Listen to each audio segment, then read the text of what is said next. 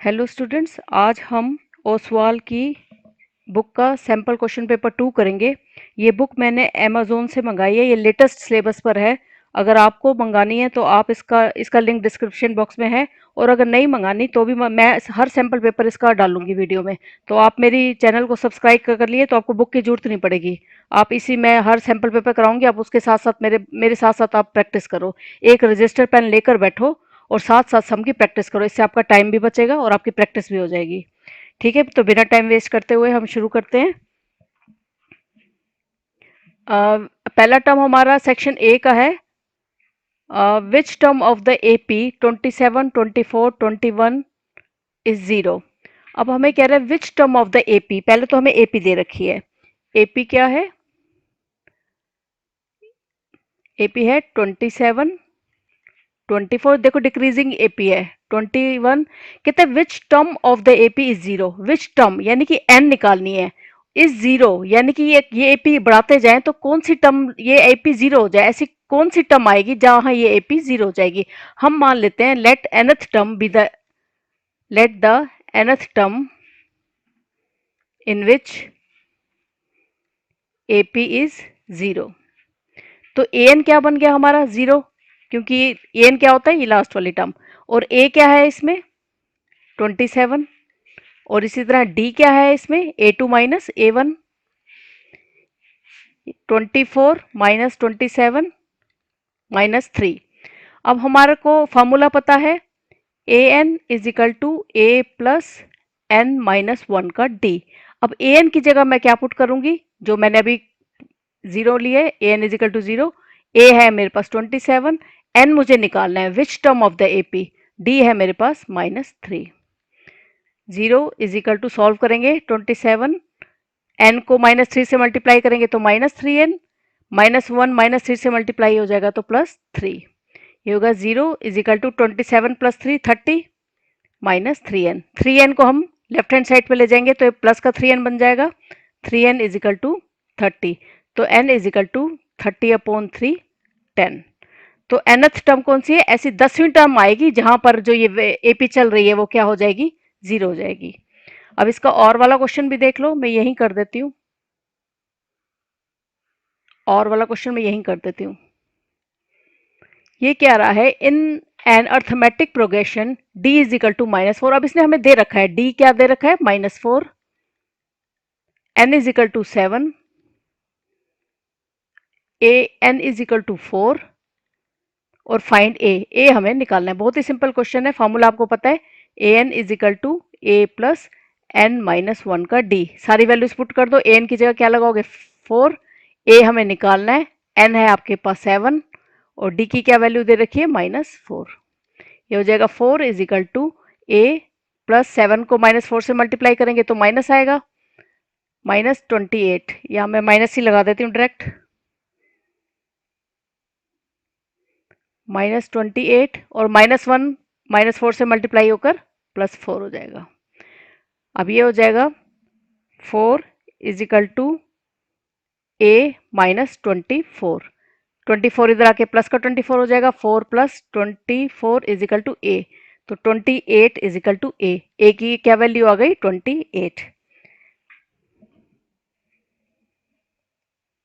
Next question है, find the roots of the equation x² + 7x + 10 is equal to 0 by using quadratic formula. अब हमें formula use करके quadratic के roots निकालने हैं। क्वाड्रेटिक इक्वेशन क्या है? x² + 7x + 10 is equal to 0। इसमें a क्या है? 1, b क्या है? 7, और c क्या है? 10। हमें d की वैल्यू निकालते हैं। d is equal to b² - 4ac। B की जगह 7, 7 का स्क्वायर -4 इंटू 1 इंटू 10। 7 7 का 49 -40, तो ये आ गया 9। तो x is equal to -b plus minus √d upon 2a। Minus b की जगह 7 प्लस माइनस √d यानी कि √9। √9 क्या होता है? 3 अपॉन 2 इंटू 1। पहली इक्वेशन क्या बन जाएगी? -7 प्लस 3 अपॉन 2। दूसरी ये रूट बनेगा -7 - 3 अपॉन 2। ये हो जाएगा -4 अपॉन 2, और ये हो जाएगा -10 अपॉन 2। -2, दूसरा रूट क्या आ गया -5। तो -2 और -5 दो रूट्स के आ गए, -2 और -5। ये 2 नंबर का क्वेश्चन है, बहुत आसान क्वेश्चन है। Third question, in the following if p Q is equal to 28 centimetre then find the perimeter of triangle p l m. देखो आपको क्या गिवन है, ये जो पी क्यू डिस्टेंस है वो 28 सेंटीमीटर है। हमें क्या निकालना है, ये पेरीमीटर है पी एल एम, इसका हमें पेरीमीटर निकालना है। बस हमें ये दे रखा है पी क्यू जो डिस्टेंस है, ये पूरा पी क्यू डिस्टेंस है वो 28 सेंटीमीटर है। सबसे पहले आपको इसमें से लगाना पड़ेगा कि p Q is equal to p t. इसके सोल्यूशन में p Q is equal to p t, tangents of circle. उसके बाद हमारे को क्या, देखो इसके बाद p Q is equal to p t. अब पी क्यू को तुम कैसे लिख सकते हो, पी एल तोड़ के, पी एल जमा एल क्यू। पी क्यू को कैसे लिख सकते हैं, पी एल जमा एल क्यू। मैंने तोड़ दिया, देखो ये पूरा पी क्यू ये जमा ये के बराबर है। इसी तरह पी टी किसके बराबर आएगा, पी एम जमा एम टी के। अब थर्ड, अब उसके बाद क्या देखेंगे, देखो अब ये तो आपका ये टेंजेंट हो गया पी क्यू और पी टी। अब एक टेंजेंट और बन रहे हैं यहाँ पर, ये देखो एल एन और एल क्यू, यहाँ पर एन एम और एम टी। जिस तो ये भी क्या होंगे, आपस में बराबर होंगे क्योंकि ये भी सर्कल के दो टेंजेंट हैं। तो इसी तरह एल एल एन बराबर आएगा एल क्यू के और एम एन बराबर आएगा एम टी के। ये भी वही कंडीशन है, tangents of circle. Tangents of circle are always equal from an external point. लिख दोगे आप टेंजेंट्स ऑफ सर्कल। अब उसके बाद आप क्या देखोगे, हमें निकालना क्या है, पेरीमीटर। पेरीमीटर क्या होता है, तीनों पेरीमीटर ऑफ ट्रायंगल निकालना है पीएलएम, यानी कि तीनों साइडों का जोड़, तीनों साइडों का सम। पेरीमीटर क्या होगा, पीएल जमा एल एम जमा पीएम। अब नेक्स्ट स्टेप में आप क्या करोगे, पीएल तो पीएल, अब एल एम की जगह क्या लिख सकते हो, देखो ये एल एम है पूरा, इसको मैं तोड़ के लिखूं तो एल एन जमा एन एम, ये हो जाएगा एल एन जमा एन एम। पीएम वैसे का वैसा। अब हम क्या करेंगे, अभी जो मैंने ये चीज दी है वो यहाँ पुट करूंगी, पीएल तो मेरा पीएल ही रखेंगे। एल एन की जगह मैं क्या लिख सकती हूँ, एल क्यू। एल एन की जगह क्या लगा दिया, एल क्यू। और एन एम की जगह क्या लिख सकती हूँ, एम टी। इसकी जगह मैंने क्या लगा दिया, एम टी, प्लस ये पीएम वैसे का वैसा। अब पी एल जमा एल क्यू, अब देखो फिर ऊपर वाली बात आ गई, पी एल जमा एल क्यू, इसकी जगह मैं पी क्यू लगा सकती हूँ इन दोनों की जगह। ये दोनों टूटे हुए हैं, इसको मैंने टुकड़ों में है, इसको पूरा कर दिया। पी एल जमा एल क्यू क्या बराबर आ जाएगा, पी क्यू के। इसी तरह एम टी जमा पी एम किसके बराबर आ जाएगा, पी टी के। अब आपको पता है पी क्यू किसके बराबर है, हमें वो दे रखा है 28, और पी टी भी 28 होगा क्योंकि वो भी इक्वल टेंजेंट्स है। 28 प्लस 28 56। तो हमारा पेरीमीटर क्या आ गया, 56। फोर्थ क्वेश्चन देखो, from A solid right circular cylinder of height 14 centimetre and base radius 6 centimetre. आपके पास एक सिलेंडर है, ये सॉलिड राइट सर्कुलर सिलेंडर है, इसकी हाइट कितनी है 14 सेंटीमीटर, ये जो हाइट है वो है 14 centimetre, and base radius 6 centimetre. इसका बेस रेडियस कितना है, 6 सेंटीमीटर। यहाँ से a right circular cone of same height and same base removed. अब इसमें से एक राइट सर्कुलर कोन काट के निकाल दिया जिसकी हाइट भी सिलेंडर जितनी है 14 सेंटीमीटर है और रेडियस भी सिलेंडर जितना है यानी कि 6 सेंटीमीटर है। Find the volume of the remaining solid. तो हमें ये जो सॉलिड है उसका जो बच गया सॉलिड उसका हमें वॉल्यूम निकालना है। देखो सिलेंडर का वॉल्यूम निकाल लेंगे, फिर उसके बाद उसमें से क्या काटा गया, कोन काटा गया, उसका वॉल्यूम निकाल लेंगे। सिलेंडर के वॉल्यूम में से कोन का वॉल्यूम माइनस कर देंगे तो हमारे पास बचे हुए सॉलिड का वॉल्यूम आ जाएगा। तो इसको पहले वॉल्यूम आपको फॉर्मूले याद होने चाहिए। Volume of cylinder, volume of cylinder क्या होता है, पाई आर स्क्वेयर एच। पाई की जगह 22/7, आर की जगह 6, आर स्क्वेयर है तो 6 × 6 और हाइट कितनी है 14। 7 1 का 7, 7 2 का 14, ये हो जाएगा 22 इंटू 6 6 का 36, 36 इंटू 2 72। तो इसको मल्टीप्लाई करो, 22 को 72 से मल्टीप्लाई करेंगे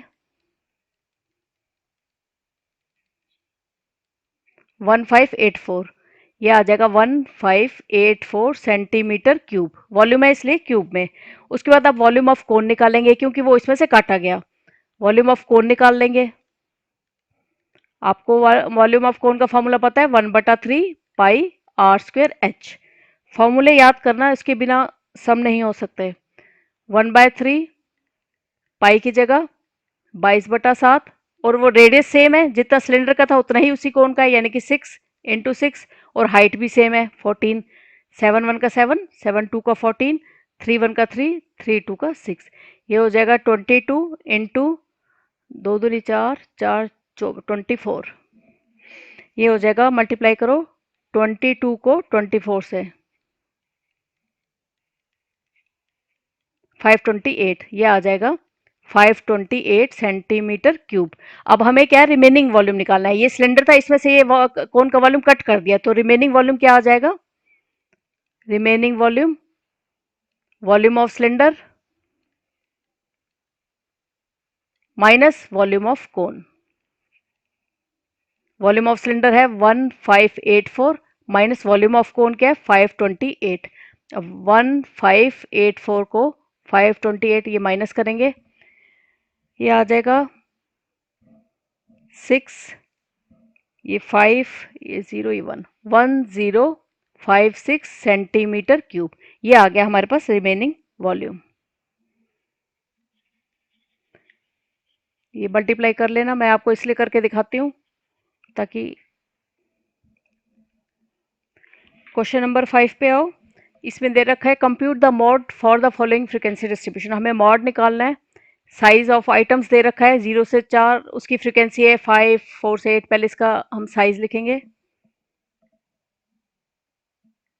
साइज पहले लिखेंगे 0 से 4, 4 से 8, 8 से 12, 12 से 16, 16 से 20, 20 से 24, 24 से 28। अब इसकी फ्रीक्वेंसी देखो क्या है, 5 7 9 17 12 10 और 6। अब हमें क्या निकालना है, कंप्यूट द मॉड। अब इसमें आपको मॉडल क्लास चुननी पड़ेगी। मॉडल क्लास कौन सी है? देखो सबसे ज़्यादा रिपीटेड वैल्यू कौन सी है, 17, क्योंकि इसकी फ्रीक्वेंसी 17 है सबसे ज़्यादा है, तो हमारी मॉडल क्लास 12 से 16 बनी। अब मॉडल क्लास क्या बनी हमारी, 12 से 16। इसमें एल क्या है, 12, क्योंकि वो क्या होता है लोवेस्ट और ये होता है हाईएस्ट, तो ये एल क्या आ गया 12। और एच क्या होता है 16 माइनस 12, ये आ जाएगा 4। मॉड का फॉर्मूला पता है आपको, mode is equal to l plus F1 minus F0 two F1 minus F0 minus F2 into h. Value put करो। देखो F1 क्या होता है, F1 जो होगा इसकी फ्रीक्वेंसी ये होगा 17, तो यहाँ F1 की वैल्यू क्या है 17, और F0 क्या होता है उससे एक ऊपर वाला, तो F0 क्या हो जाएगी 9, और F2 क्या होता है उससे एक नीचे वाला, जो ये फ्रीक्वेंसी है उससे नीचे वाला, वो हो जाएगी 12। सब वैल्यू पुट करो। एल की वैल्यू हमारी लोवेस्ट की आ गई 12, प्लस F1 कितनी है 17 माइनस F0 9, 2, F1 है 17 माइनस F0 है 9 माइनस F2 है 12 इंटू हाइट कितनी है 4। सॉल्व करो इसको, 12 प्लस 17 में से 9 हो गए 8, 17 34, माइनस माइनस माइनस प्लस एक निशान माइनस का, 12 और 9 21, 21 इंटू हाइट की जगह 4। ये हो जाएगा 12 प्लस 8 अपॉन 34 में से 21 गए 13 इंटू 4। ये हो जाएगा 12 प्लस 8 4 का 32 13। या तो इसका एलसीएम लो, नहीं तो 32 अपॉन 13 को पहले डिवाइड कर लो। 32 को 13 से डिवाइड करो, 13 2 का 26, यहाँ क्या बचा 6। अब ये पॉइंट लगा के 0, 13 4 का 13 4 का करके देखते हैं, 4 3 12 52। ठीक है, बस इतना काफ़ी है। 2.4, 32 प्लस 32 डिवाइडेड बाय, ये तो 12 ही आ जाएगा। इसकी जगह मैं क्या लगा दूंगी, जो भी मैंने डिवाइड किया, 2.4, यानी कि 12 प्लस 2.4 क्या हो जाएगा, 14.4। ये हमारा आंसर आ गया 14.4।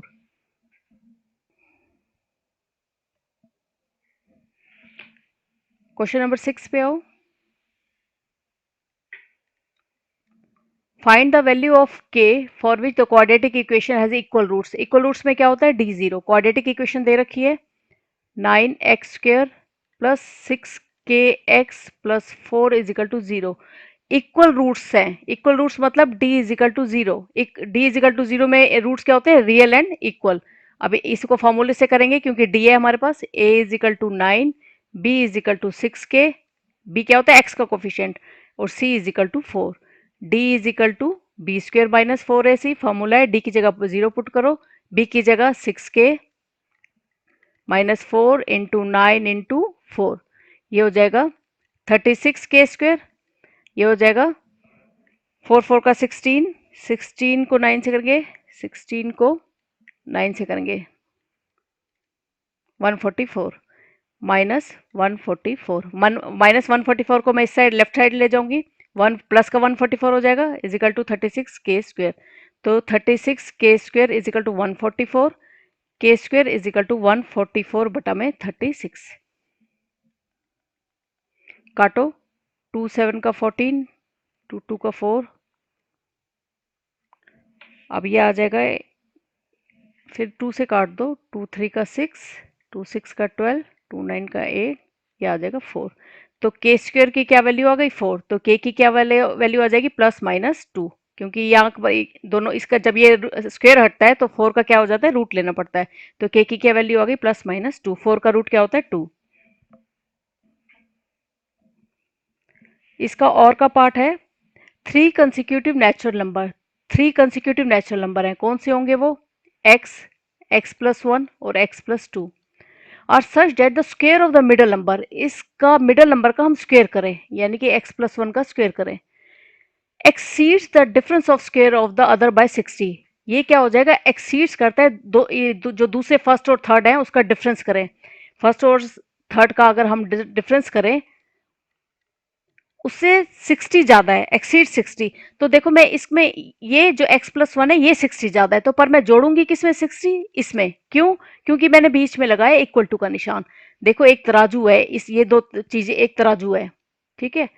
आप तराजू में क्या करोगे, अगर यहाँ कम है और यहाँ ज़्यादा है तो आप बराबर, जब बराबर कब होंगे, जहाँ कम वाले में ज़्यादा करोगे। ये एक्सीड करता है यानी कि इसके पास ज़्यादा है तो ये कम वाले में जोड़ोगे ना। आपके पास दो चीज़ें हैं, एक 5 किलो, एक 10 किलो, आपको तराजू में तोलनी है, तो नेचुरली आप इसमें 5 किलो डालेंगे ना कम वाले में। इसी तरह हमने ये कम वाला है, इसमें हमने 60 ऐड किया क्योंकि ये एक्सीड करता है। अब इसको नेक्स्ट स्टेप क्या है, इसको सॉल्व करना है। ये चीज़ आप अच्छे से समझ लो, ये बार बार काम आती है। अब इसको सॉल्व करेंगे, ये हो जाएगा, फॉर्मूले से खोलेंगे, फर्स्ट टर्म का स्क्वायर प्लस सेकंड टर्म का square plus 2 into first term into second term is equal to, इसको भी खोलो, फर्स्ट टर्म का स्क्वायर प्लस सेकंड टर्म का square plus 2 into first term into second term minus X square plus 60। Plus का X square और minus का X square cancel, यहाँ हो जाएगा X square plus 1 plus 2x is equal to 4 plus 4x plus 60। अब सबको हम एक लेफ्ट हैंड साइड पे ले आते हैं, X square plus 2x plus 1 minus 4x minus 60 is equal to 0। ये हो जाएगा X square plus 2x minus 4x minus 2x plus 1 minus 4 minus 3 और minus 60 minus 63, minus minus plus लेकिन निशान माइनस का। अब इसको हम सॉल्व कर लेते हैं। प्रोडक्ट तो आना चाहिए हमारा माइनस 63 और सम क्या आना चाहिए, -2।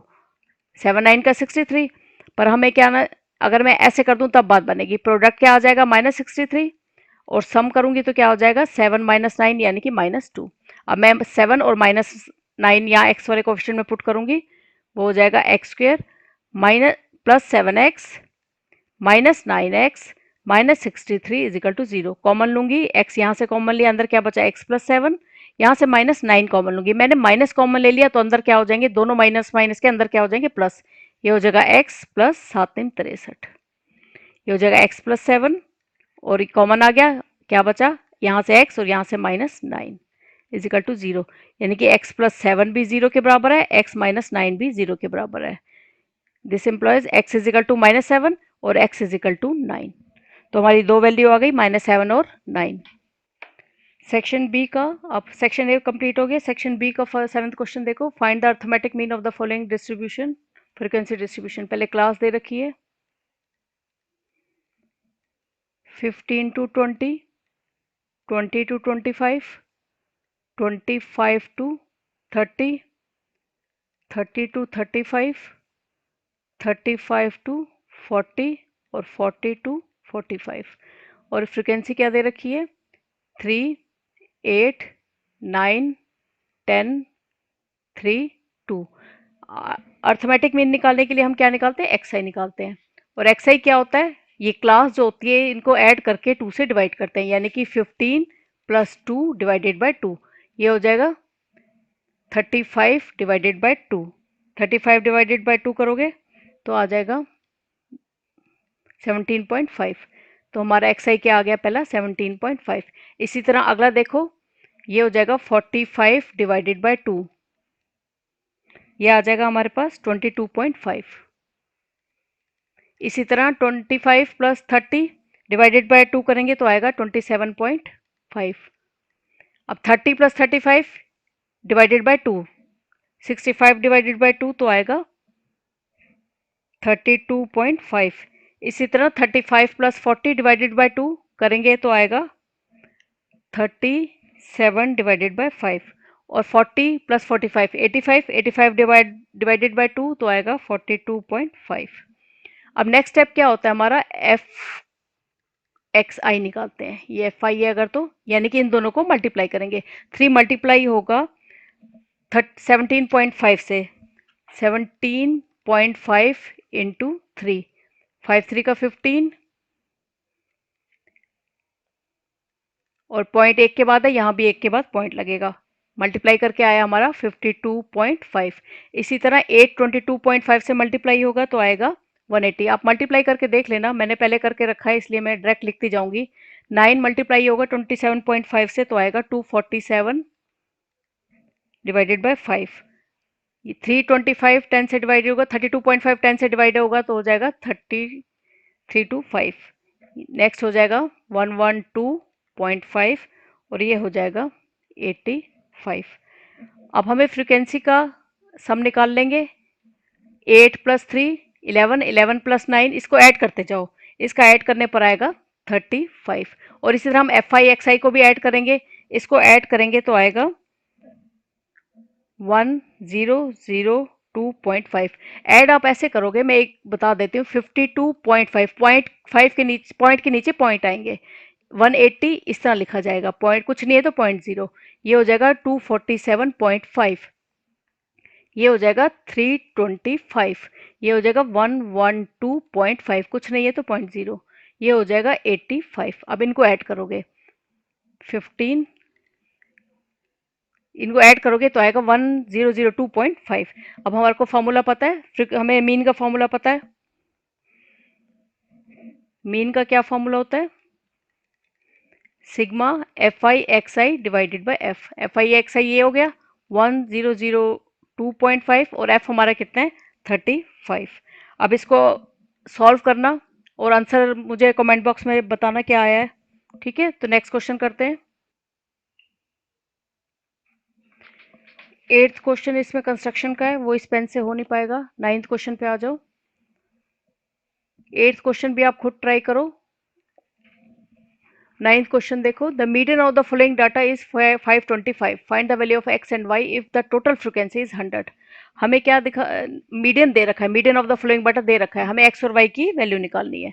पहले क्लास क्या है हम वो लिखेंगे, 0 to 100, 100 to 200, 200 to 300, 300 to 400, 400, 500,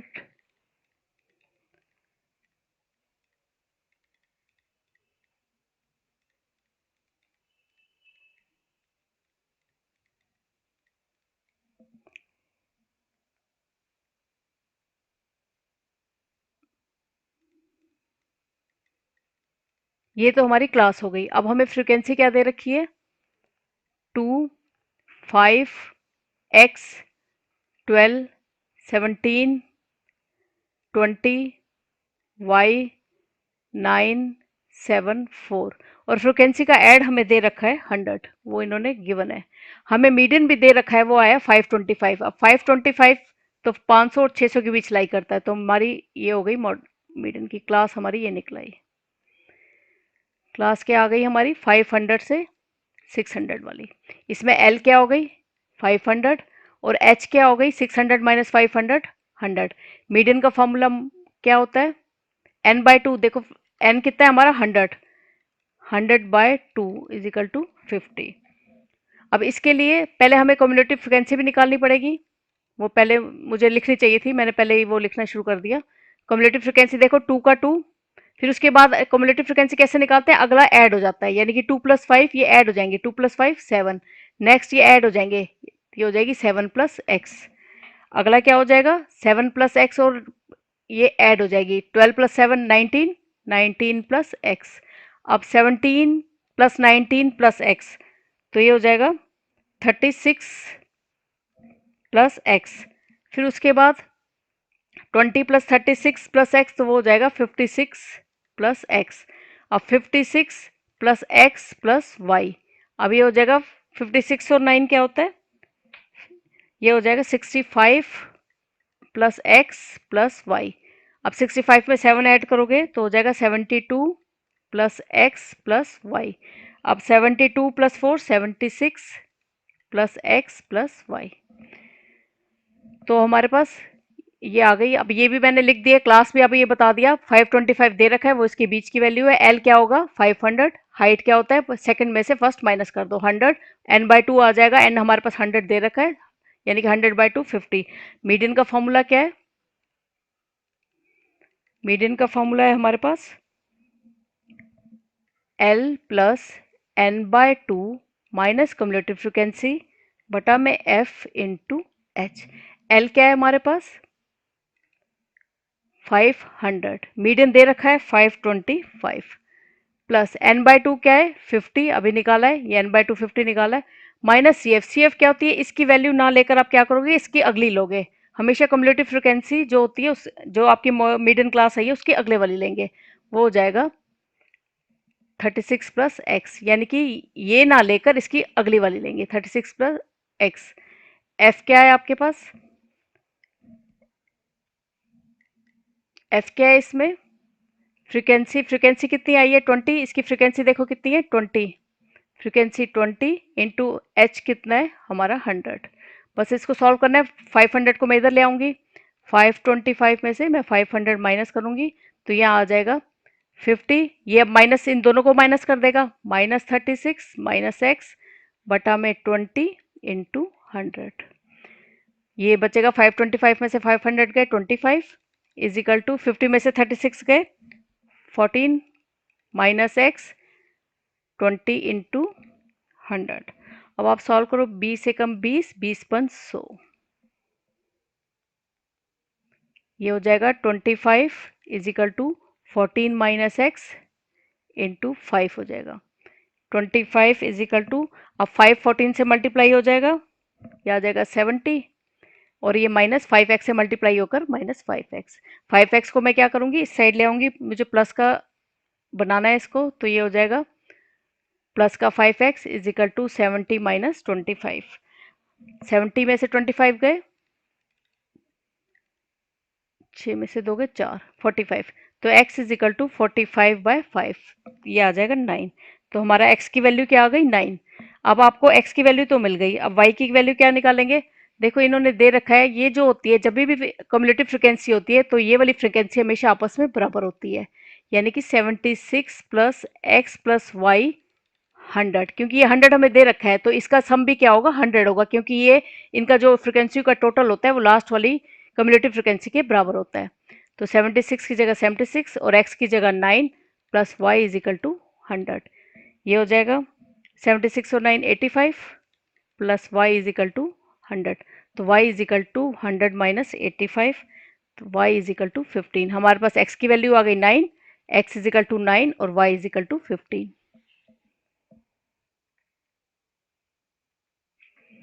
question number 10 देखो, the two palm trees are of equal heights and are standing opposite to each other on either side of the river।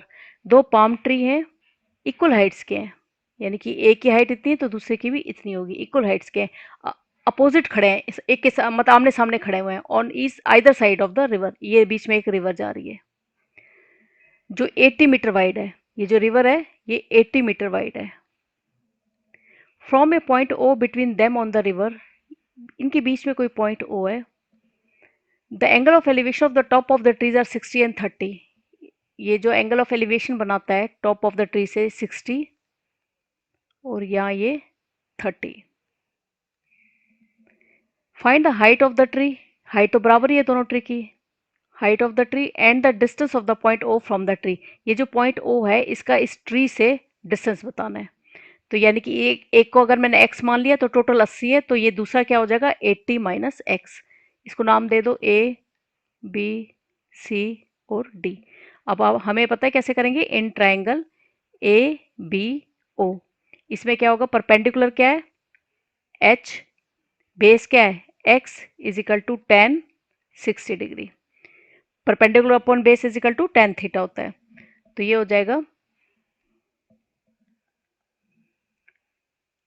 h upon x, ten 60 की value क्या होती है √3, तो h is equal to X √3।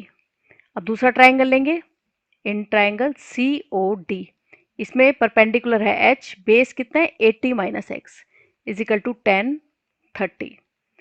h 80 minus X tan 30 क्या होता है 1/√3। ये हो जाएगा, इसमें h की वैल्यू निकालने के लिए क्रॉस मल्टीप्लाई करूंगी तो ये हो जाएगा 80 माइनस एक्स बटा में √3। यहाँ भी मेरे पास h की वैल्यू आ गई, यहाँ भी h की वैल्यू आ गई, दोनों को मैं क्या कर सकती हूँ बराबर कर सकती हूँ, क्योंकि ये भी h है ये भी h है, दोनों आपस में क्या हो जाएंगे बराबर। इसको ऊपर कर रही हूँ मैं, ऊपर देखना है इसको, ये हो जाएगा x की √3 is equal to 80 minus X की √3। अब इसका फिर से सॉल्व करने के लिए क्रॉस मल्टीप्लाई करूंगी, x √3 से मल्टीप्लाई होकर 3x हो जाएगा, क्योंकि √3 into √3 3x is equal to 80 minus X. तो एक माइनस का x यहाँ ले आ जाऊंगी तो ये हो जाएगा 4x इज इक्वल टू 80। तो x इज इक्वल टू 80 बटा में 4 20। एक x का डिस्टेंस 20 आ गया, तो दूसरा क्या है 80 माइनस एक्स, यानी कि ओ बी तो आपका 20 आ गया, तो ओ डी क्या हो जाएगा 80 माइनस एक्स, यानी कि 80 माइनस 20 ये आ जाएगा 60। तो इनका डिस्टेंस हमारा 20 और 60 आ गया। अब हमें क्या निकालनी है, इसकी हाइट भी निकालनी है। आप देख लो, अभी आपने ये पुट किया h is equal to, height निकालनी h is equal to X की √3। अब इसमें x कितना है हमारा 20, यानी कि h इज इक्वल टू 20 की √3, 20 इंटू √3 की वैल्यू 1.73। अब 1.73 को 20 से मल्टीप्लाई करो, 20 इंटू 173, पॉइंट के बाद 2 जीरो है, 2 जीरो लगा दी, एक जीरो से तो एक जीरो कट गई। आपको 2 को इससे मल्टीप्लाई करूंगी, 3 2 का 6, 346 आया, और नीचे 10 है तो यानी कि हो जाएगा 34.6। इसका देख लेना यूनिट क्या है, सेंटीमीटर है मीटर है, जो भी यूनिट है आप लगा देना। ठीक है, तो ये बहुत सिंपल क्वेश्चन था। अब इसका एक और वाला क्वेश्चन भी है, और वाला क्वेश्चन करते हैं। मैं ये रब कर देती हूँ साइड में, ये मैं रब कर देती हूँ, तो मैं यहीं करा देती हूँ इसको रब करके, क्योंकि ये छोटा सा क्वेश्चन है। आपको अगर ये क्वेश्चन दोबारा देखना है तो वीडियो दोबारा चला के देख लेना। मैं ये रब करके ये क्वेश्चन यहीं कंप्लीट कर देती हूँ।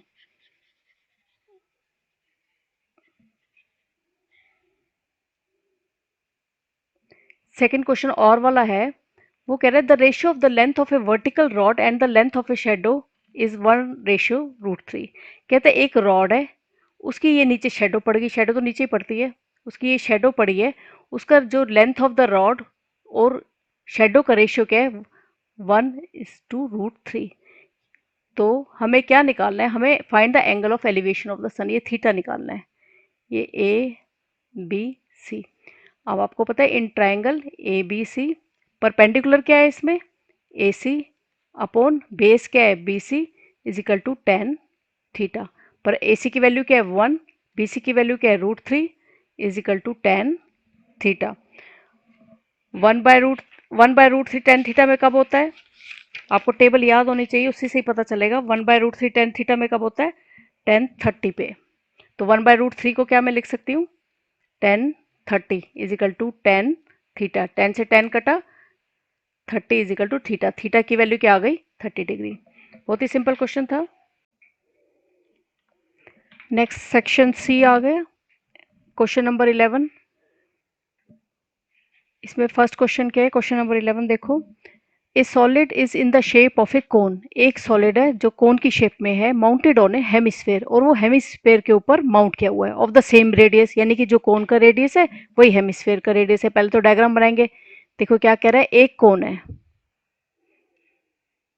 वो एक हेमिस्फेयर के ऊपर माउंट किया हुआ है, यानी कि ये एक हेमिस्फेयर के ऊपर ये माउंट किया हुआ है, और इनका रेडियस सेम है। जो कोन का रेडियस है आर, वही क्या होगा, इस हेमिस्फेयर का रेडियस है। इसका जो हेमिस्फेयर का रेडियस है वो भी आर होगा। If the curve surface area of the hemisphere part and the conical part are equal. अब कर्व सरफेस एरिया दोनों का इक्वल है, यानी कि कोन का कर्व सरफेस एरिया इक्वल होगा हेमिस्फेयर के कर्व सरफेस एरिया से। कर्व सरफेस एरिया ये हमें गिवन है, curve surface area of cone is equal to curve surface area of hemisphere.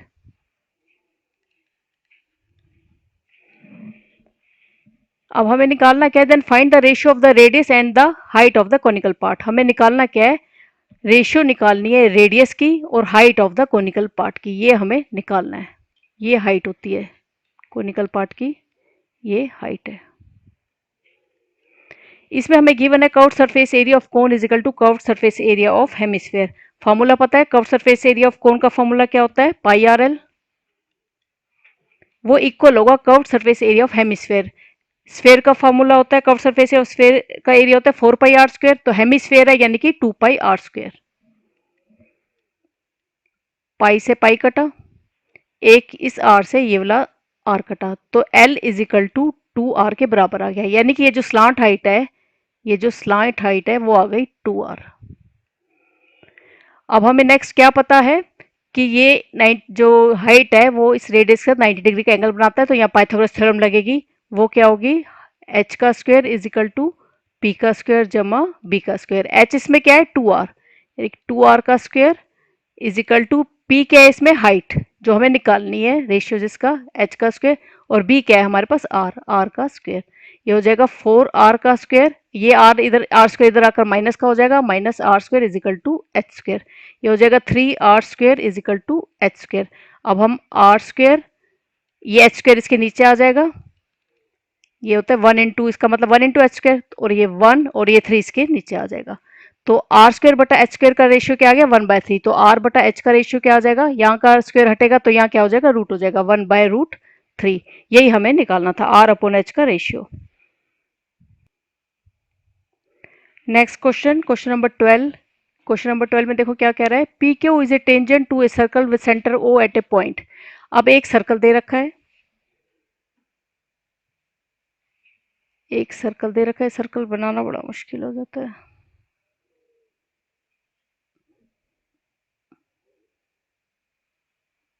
एक सर्कल दे रखा है, अब क्या आ रहा है, P Q is a tangent to a circle with centre O. इस सर्कल का सेंटर कितना है, ओ है।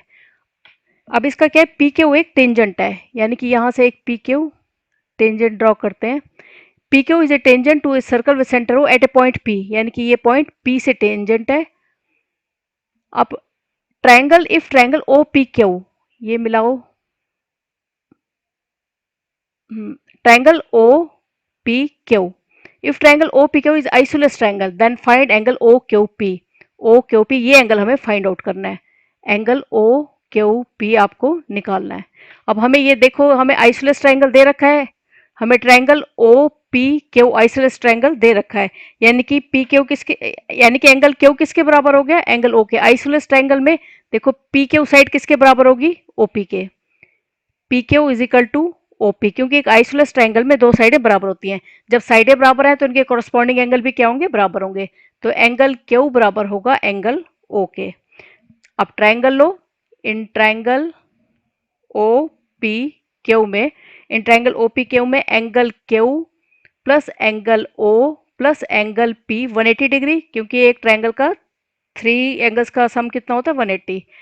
अब एंगल क्यू, एंगल ओ की जगह मैं एंगल क्यू लिख दूं, अभी मैंने ऊपर निकाला है, एंगल ओ की जगह क्या लिख दूंगी, angle Q plus angle P is equal to 180 degree. ये अब इसको यहाँ मैं कंटिन्यू कर रही हूँ, 2 angle Q plus angle P is equal to 180 degree. Angle Q plus angle Q, 2 angle Q. अब एंगल पी किसके बराबर होगा, एक रेडियस टेंजेंट के साथ हमेशा 90 डिग्री का एंगल बनाता है। तो 2 एंगल क्यू, एंगल पी किसके बराबर होगा, 90 डिग्री का, इज इक्वल टू 180। साइड में लिख भी सकते हो, angle P is equal to 90 degree as radius makes angle 90 degree with tangent. तो 2 angle 2 angle Q is equal to 180 minus 90। 2 angle Q is equal to 90 degree, तो angle Q is equal to 90 बटा में 2 is equal to 45 degree. तो angle Q की value निकालनी है, angle Q बीच का angle है, यानी कि एंगल ओ क्यू पी किसके बराबर आ जाएगा, 45 डिग्री के। यही हमें निकालना था। अब इसका और वाला क्वेश्चन भी देख लेते हैं। और वाला क्वेश्चन है, the radii of 2 concentric circle. Concentric circle मतलब सर्कल के अंदर सर्कल।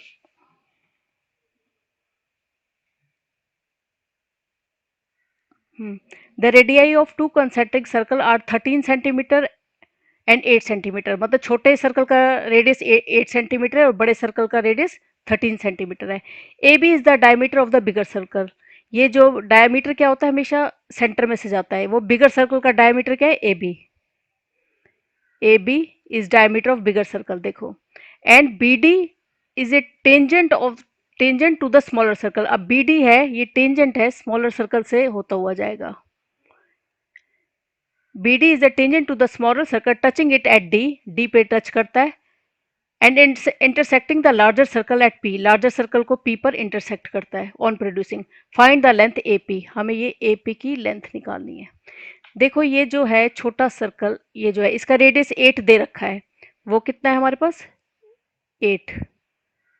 ये 8 मैं यहाँ लिख देती हूँ, 8। और ये बड़ा सर्कल है, इसका रेडियस कितना है, 13। मतलब ये ओ है, ये 13 है, तो ये भी 13 होगा, क्योंकि ये डायमीटर है, ये भी रेडियस है, ये भी उसका रेडियस हो जाएगा, 13 13 हो जाएगा। और ये छोटे सर्कल का जो है 8 दे रखा है। हमें ए पी की लेंथ चाहिए। इसके लिए क्या करेंगे, अब आपको ये मालूम, हमें ये पता है ए पी बी 90 डिग्री होगा। देखो कैसे 90 डिग्री होगा, पहले मैं लिख देती हूँ, angle A P B is equal to 90 degree. कैसे होगा, देखो ये एक डायमीटर है बड़े सर्कल का, इस डायमीटर के इस एंड से एक, और इस डायमीटर के इस एंड से हमारा जो एंगल बनता है वो 90 डिग्री का बनता है, वो होता है angle in a semi circle. Angle in semi circle. और हमारा ओ, देखो ओ डी बी, वो भी क्या होगा 90 डिग्री। कैसे, ओ डी बी वो भी 90 डिग्री होगा, क्योंकि ये ओ डी एक रेडियस है, रेडियस, और जो है पी बी है ये टेंजेंट है, तो ओ डी जो है इस टेंजेंट के साथ हमेशा 90 डिग्री का एंगल बनाएगा। तो ओ डी बी क्या होगा, 90 डिग्री। लिख सकते हो, radius makes angle 90 degree with tangent. अब हम नेक्स्ट क्या करेंगे, अब हम दो ट्रायंगल लेंगे। देखो इसमें दो ट्रायंगल बन रहे हैं, एक तो ये छोटा ट्रायंगल बी ओ डी और एक ये बड़ा ट्रायंगल बी ए पी। अब नेक्स्ट क्या करेंगे, in triangle B A P and triangle B O D, दोनों ट्रायंगल को हम सिमिलर प्रूव करेंगे। कैसे, देखो ओ बी, ये जो बड़े ट्रायंगल का ए बी साइड है, बड़े ट्रायंगल का ए बी साइड, वो देखो छोटे ट्रायंगल के ओ बी साइड के इक्वल है, क्योंकि दोनों 13 13 है, रेडियस रेडियस क्योंकि दोनों 13 है, देखो ये 13 ये भी 13। और इसी तरह एंगल ए, अभी तुमने निकाला angle A P B, angle A P B is equal to angle O D B 90 degree, अभी ऊपर हमने निकाला। ये ट्रायंगल कितना हो जाएगा, 90 डिग्री का। और O A is equal to O B है, ये भी आप लिख सकते हो, O A is equal to O B. तो ट्रायंगल क्या हो गए, ट्रायंगल आपस में क्या हो गए, सिमिलर हो गए। Triangle B A P is similar to triangle B O D. और ट्रायंगल के सिमिलर होते ही साइड क्या हो जाती है, प्रोपोर्शनल हो जाती हैं, यानी कि बड़ी वाली साइड ए बी, देखो ये बड़े वाले ट्रायंगल की साइड ए बी, इसी तरह इसके साथ छोटे वाले ट्रायंगल की साइड ओ बी बटा में छोटे वाले ट्रायंगल की side O B is equal to बड़े वाले ट्रायंगल की साइड ए पी छोटे वाले ट्रायंगल की साइड ओ डी। ये आपस में क्या हो गए, प्रोपोर्शनल हो गया। वैल्यू पुट कर देंगे। ए बी कितना है, 13 प्लस 13 26, क्योंकि ए बी पूरी लेंथ है, ये 13 प्लस 13 26 हो गया। और ओ बी क्या है हमारा, ओ बी क्या है 13, देखो ये ओ बी कितना दे रखा है 13।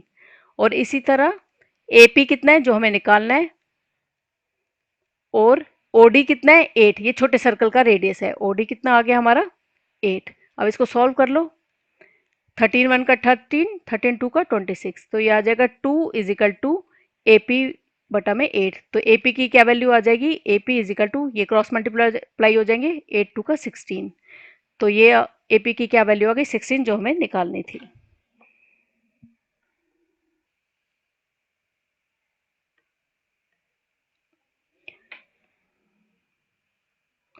नेक्स्ट क्वेश्चन केस स्टडी का है, क्वेश्चन नंबर 13। देखो क्वेश्चन नंबर 13, इसमें केस स्टडी का क्वेश्चन है, इसमें कुछ इन्फॉर्मेशन दे रखी है स्काई स्केल्स की, वो इन्फॉर्मेशन आप खुद पढ़ लो। इसका क्वेश्चन मैं बता देती हूँ, इन्फॉर्मेशन का क्वेश्चन से इतना वो नहीं है, बस उसके बारे में बता रखा है क्या होता है। हम इस जो क्वेश्चन है हमें वो इस डायग्राम से समझ आएगा। देखो ये डायग्राम बना रखा है, ये एक रोप है, ए सी एक रोप है, और सी बी, यहाँ पर ए बी ट्रायंगल्स बनाकर इसमें बी 90 डिग्री है और ये थीटा एंगल बना रहा है।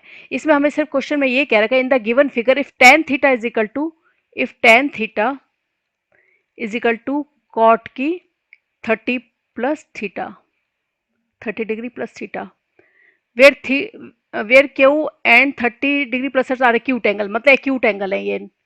तो then find the value of theta, हमें थीटा की वैल्यू निकालनी है। अब टेन थीटा दे रखा है, हम इसमें क्वेश्चन में भी कुछ भी नहीं है, बस ये दे रखा है tan theta is equal to cot की 30 प्लस थीटा, तो हमें थीटा की वैल्यू फाइंड आउट करनी है। अब ये तो इसके लिए आपको क्या करना होगा, टेन की 90 माइनस थीटा किसके बराबर होता है, कॉट की थीटा को, ये याद रखना होगा। इसी तरह पढ़ा होगा आपने, साइन की 90 माइनस थीटा किसके बराबर होता है, कॉस थीटा। नहीं भी पढ़ा तो याद कर लो, कॉस की ट्रिग्नोमेट्री में पढ़ा होगा, कॉस की 90 minus theta is equal to sine theta. ये तीन चीजें हैं। टेन की 90 माइनस थीटा किसके बराबर होता है, कॉट थीटा के। अब यही ये पहली कंडीशन ही यहाँ पर लगेगी, ये टेन थीटा की जगह टेन थीटा, और कॉट को क्या मैं लिख सकती हूँ, कॉट को टेन की 90 माइनस, ये पूरा मेरा थीटा है, 90 माइनस थीटा, क्योंकि टेन की 90 माइनस थीटा किसके बराबर होता है, कॉट थीटा के बराबर होता है। अभी मैंने बताया टेन की 90 minus theta is equal to cot theta. तो अब इसको हम क्या करेंगे, सिर्फ सॉल्व करेंगे। Tan theta is equal to tan की 90 माइनस खोलो माइनस 30, और ये भी क्या हो जाएगा, माइनस हो जाएगा। Next step, tan theta is equal to tan की 90 माइनस 30 60 माइनस थीटा, टेन से टेन कटा, theta is equal to 60 minus theta. अब ये थीटा इधर आ जाएगा, थीटा प्लस का हो जाएगा is equal to 60, two theta is equal to 60, तो थीटा इज इक्वल टू 60 बटा टू 30, तो थीटा की क्या वैल्यू आ गई 30 डिग्री। अब इसके नेक्स्ट पार्ट में देखो क्या कह रहा है, find the value of tan 30 and cot 60। हमें वैल्यू निकालनी है टेन 30 की और कॉट 60 की। टेन टेन 30 की,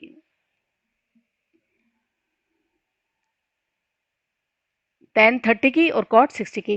टेन 30 की टेबल में से देख लो, टेन 30 किसके बराबर होता है, आपके पास टेबल है, टेन 30 1/√3 के बराबर होता है। आपको ये टेबल याद करनी है, मैंने पहले भी अपनी वीडियो में दे रखी है टेबल, 0 1/2 1/√2 √3/2 1, इस तरह की टेबल मैंने पहले दे रखी है, वो याद कर लेना।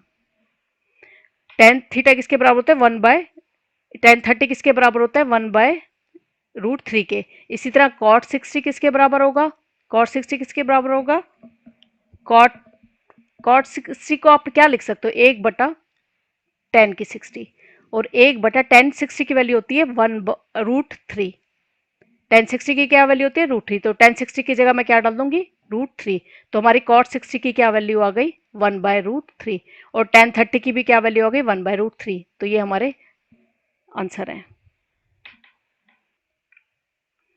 अब केस स्टडी का क्वेश्चन नंबर 14 देखो, इसमें क्या आ रहा है, a ladder has rungs 25 centimetre apart, एक लेडर दे रखी है, आपने देखी होगी लकड़ी की जो लैडर होती है जिसमें होते हैं, इसके ये रंग्स हैं। रंग्स होता है, ये हिंदी में इसको पैड़ी बोलते हैं ना, जिसके ऊपर चढ़ते हैं हम, ये रंग्स। ये इस तरह की लैडर है, ये इसके रंग्स हो गए। अब क्या कह रहा है, ladder has rungs 25 centimetre apart, मतलब ये जो रंग्स है ना, ये आपस में 25 सेंटीमीटर की दूरी पे हैं, ये 25 सेंटीमीटर की दूरी पे हैं। पहले और दूसरे रंग्स में कितना डिस्टेंस है, 25 सेंटीमीटर का, यानी कि हर किसी में 25 सेंटीमीटर की दूरी पर ये लगा रखे हैं। इसी तरह ये भी 25 सेंटीमीटर की दूरी पर है। और क्या कह रहा है, the rungs decreases uniformly in the length from 45 centimetre at the bottom to 25 centimetre at the top, यानी कि 25 सेंटीमीटर की टॉप, इसकी जो लेंथ है ना वो 25 है, और नीचे नीचे आकर बड़ी हो गई, वो 45 हो गई, क्योंकि हमेशा नीचे बड़ी होती जाती है स्पोर्ट के लिए। The top and the bottom rungs are 2 × 1/2 metre apart. अब ये जो टॉप का रंग है और ये जो बॉटम का है, इसके बीच का डिस्टेंस दे रखा है 2 1/2 मीटर। ये देखो, ये सारे सेंटीमीटर में, ये मीटर में है, तो हमें एक यूनिट में करना पड़ेगा। 2 1/2 मीटर को क्या लिख सकते हैं, इसकी ये मल्टीप्लाई हो जाते हैं, 2 2 का 4 और ये ऐड हो जाता है, 2 2 का 4 + 1 5/2 मीटर। अब 5/2 मीटर को मैं सेंटीमीटर में बदल देती हूँ, क्योंकि ये बाकी सारे मेरे सेंटीमीटर में है, तो मीटर को सेंटीमीटर में बदलने के लिए 100 से क्या करूंगी, मल्टीप्लाई। तो 2 1 का 2, 2 5 का 10, ये हो गया 250 सेंटीमीटर। तो यानी कि ये डिस्टेंस कितना आ गया, फर्स्ट रंग और लास्ट वाले रंग में 250 सेंटीमीटर का डिस्टेंस है टोटल। अब हमें निकालना क्या है इसमें, पहला पार्ट क्या कह रहा है, क्वेश्चन में जो दे रखा है वो मैंने सारा बता दिया। अब हमें निकालना है क्या, find the number of rungs, यानी कि ये जो रंग्स हैं इस सीढ़ी में कितनी है, जितना डिस्टेंस है बटा में जितना एक का डिस्टेंस है +1, टोटल डिस्टेंस कितना है 250, बटा में एक का कितना डिस्टेंस है 25 +1, ये हो जाएगा 25, 1 का 25, 10 + 1 11। अब ये मैंने +1 क्यों किया, ये भी देख लो। मान लो आपके पास, एग्जाम्पल से समझा देती हूँ, ये है, मान लो इसके बीच की दूरी है 10 सेंटीमीटर और इसकी है 5 सेंटीमीटर। तो आप क्या करोगे, इसमें गिनो, ये मतलब ये 5, 10, हाँ इसको 10 ना लेकर इसको आप 5 लो, तब आपको ज़्यादा अच्छे से समझ आएगा। इसको 5 लो और इसको 1 लो, उससे समझो, आपको उससे ज़्यादा अच्छे से समझ आएगा। मान लेते हैं ये इनकी दूरी है 5 और हर एक की दूरी है 1, तो कितनी दूरी हो गई, 1 2 3। तो देखो दूरी कितनी हो गई हमारी, ये देखो एक एक की दूरी है, और ये देखो इस टाइप से लो, इसको समझो, ये अगर एक मतलब पूरी दूरी हमारी 5 है और ये इन दोनों के एक की दूरी 1 है, तो कितने नंबर ऑफ रिंग्स कितने हो गए, ये देखो 1 2 3 4, पर ये तो हमारे 5 है, तो हम क्या करेंगे, इसमें एक 1 कर देंगे, 1 2 3 4 +1, इसी तरह यहाँ, इसलिए मैंने यहाँ पर 1 किया है। ठीक है, तो ये क्या हो जाएगा, हमारे नंबर ऑफ रंग्स कितने आ गए, 11। नेक्स्ट है, what is the length of the wood required for the rungs. अब हमें कितनी वुड चाहिए होगी, इसके लिए क्या लगेगा, हमारा एपी लग जाएगा, क्योंकि पहली हमारी कितनी है 25, पहली 25 है, लास्ट हमारी कितनी है 45, तो इनका हमें क्या निकालना है, find the length of the wood. तो इसके लिए क्या करेंगे, हम इसको सम कर देंगे, जितनी जो वुड होगी उसका सम कर देंगे, तो हमारी लेंथ आ जाएगी। अब इसमें ए कितना है आपके पास 25 और लास्ट टर्म कितनी है 45, और इसमें क्या दे रखा है, एन दे रखा है हमारे पास 11। ठीक है, तो आपको फॉर्मूला पता है सम का, Sn = n/2 a + l। N कितना है 11/2, ए है हमारा 25, लेंथ है हमारी 45, ये हो जाएगा 11/2 इंटू 70। तो इसको करो, 70 को मल्टीप्लाई करो, 2 एकम 2, 2 तिया 6, ये आ जाएगा 35 को 11 से गुणा करेंगे हम, 35 को 11 से गुणा करेंगे, एक 5 का 5, एक 3 का 3, 5 385। तो हमारी ये क्या आ जाएगी 385 लेंथ आ जाएगी वुड की, यूनिट जो सेंटीमीटर में आएगी जो। तो इसी तरह हमारा ये सैम्पल पेपर कंप्लीट हुआ। अब नेक्स्ट वीडियो में एक नए सैम्पल पेपर के साथ मिलेंगे, तब तक के लिए बाय।